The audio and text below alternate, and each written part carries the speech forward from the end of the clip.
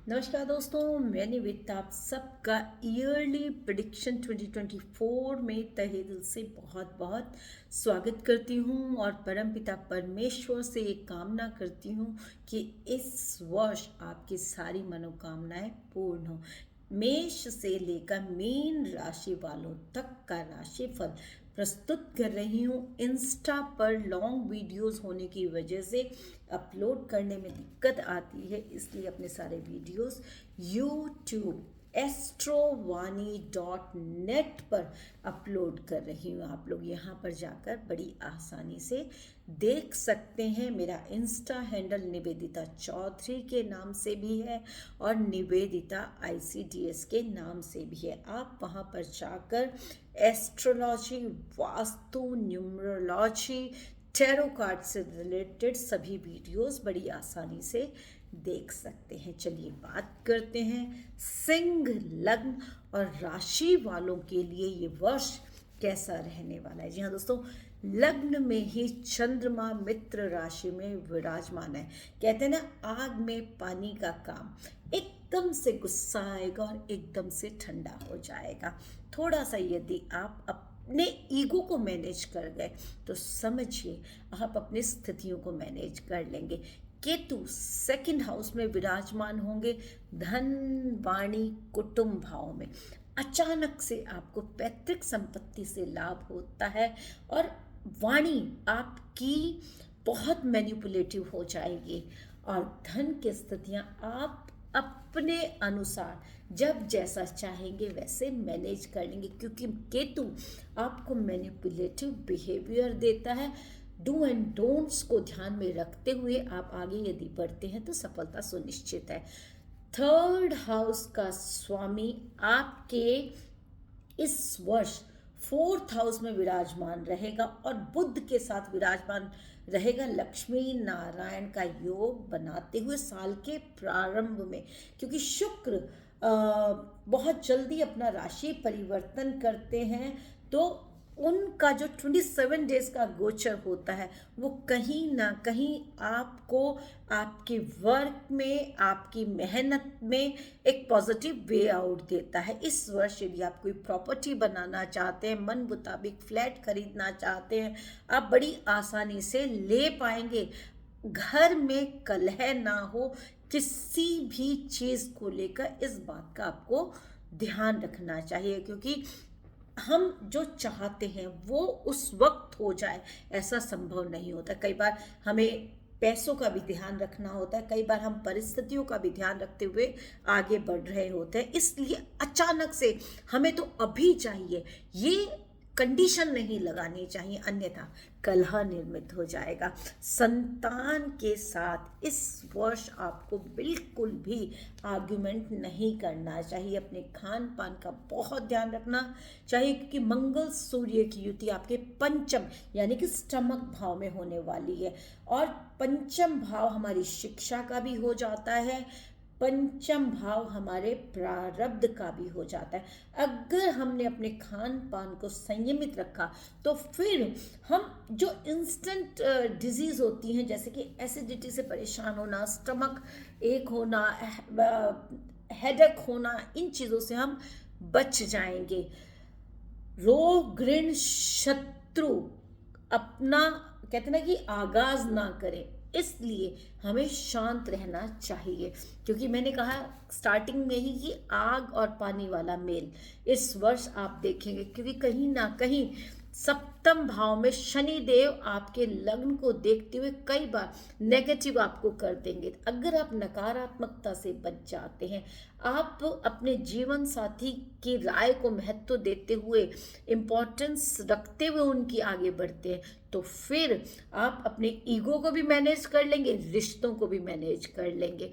अचानक से monetary gains आपकी पत्नी के माध्यम से, जीवन साथी के माध्यम से, ससुराल के माध्यम से देखे जाते हैं और कहीं ना कहीं राहु अष्टम में होकर कहते हैं ना कि आपको भी नहीं पता कहाँ से आएगा और आपके द्वारा कहते हैं ना सीड जो बोया वो फ्लॉरिश हो जाएगा। तो वो अचानक से गेंद देने वाला इस वर्ष देखा जाएगा। पिता का आशीर्वाद इस वर्ष आपके भाग्योन्नति के लिए देखा जाएगा। गुरु नवम में अति कारक हो जाते हैं, लेकिन कई बार गुरु अकेले विराजमान होकर भाव हानि कर देते हैं, और वो नवम भाव के कारक होते हैं, और शनि की दृष्टि में भी है तीसरी।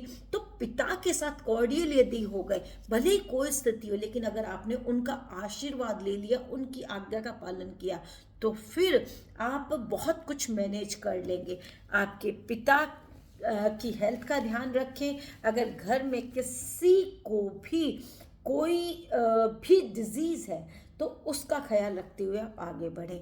आपके वर्क प्लेस पर 2 दिन एक जैसी स्थितियां रहेंगी और 2 दिन एक जैसी स्थितियां रहेंगी। आपको लगेगा कि मैं बहुत मेहनत करता हूं, लेकिन उसके अकॉर्डिंग मुझे रिजल्ट्स नहीं मिल रहे हैं, उसके अकॉर्डिंग मेरा भाग्य साथ नहीं दे रहा है। इसीलिए आपको कई बार बहुत ज़्यादा नकारात्मकता फील हो सकती है। तो नेगेटिविटी से अपने आप को बचा कर रखना ज़रूरी है।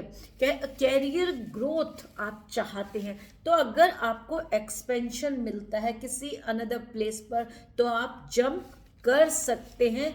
और आने वाले टाइम में, स्पेशली अप्रैल के बाद में, आपको कैरियर ग्रोथ देखी जाती है, और मॉनेटरी गेन्स भी पहले से बेहतर अप्रैल के बाद में देखे जाते हैं।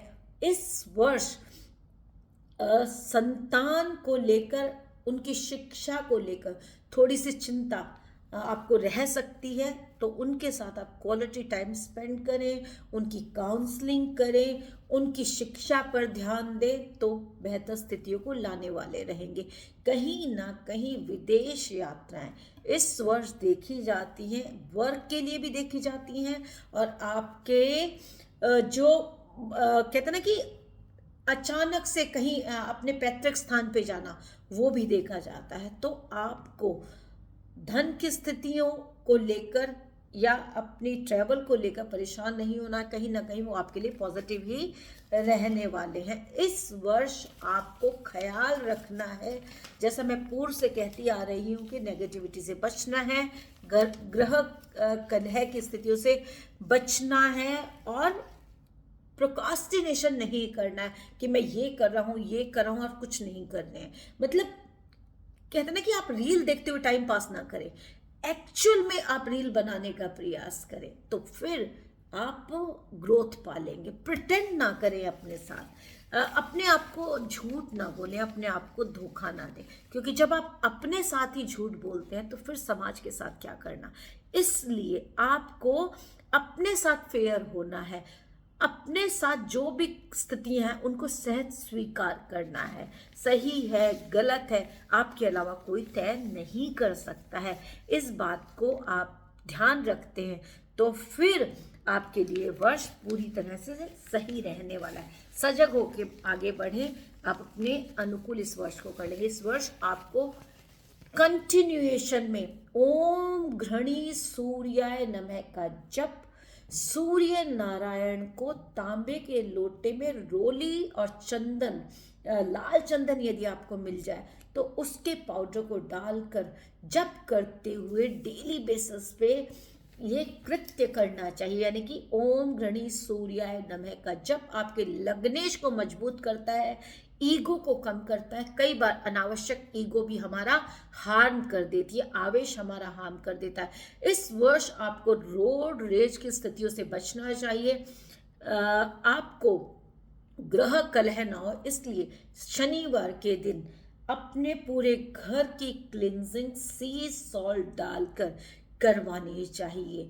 नेगेटिविटी से बचने के लिए आपको शनिवार के दिन घुटनों से नीचे सरसों का तेल लगाकर गुनगुने पानी से धुल लेना चाहिए, साथ में थोड़ा सा नमक भी डाल लेना चाहिए।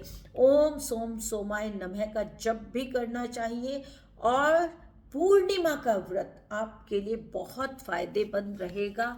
इसको करते हैं आप तो आपके लिए पूरा साल बहुत सारे मॉनेटरी गेन्स को देने वाला हो जाएगा, वर्क प्लेस पर आपकी पहचान को बनाने वाला हो जाएगा। और आने वाला समय अप्रैल के बाद आपके लिए कहीं ना कहीं बेहतर साल लेकर आ रहा है। इस बात का विश्वास रखते हुए आप आगे बढ़े और संतान के साथ कॉर्डियल रहे। पैतृक संपत्ति से जो गेन हो रहा है उसका कुछ भाग आपको धर्म कार्यों पर खर्च जरूर करना चाहिए। अपने माता पिता को आप तीर्थ यात्राएं करा सकते हैं जो आपके भाग्य में बढ़ोतरी करता है। जी हाँ दोस्तों, पूरा वर्ष आपके लिए बहुत खूबसूरत है। इस बात पर विश्वास रखते हुए आगे बढ़िए।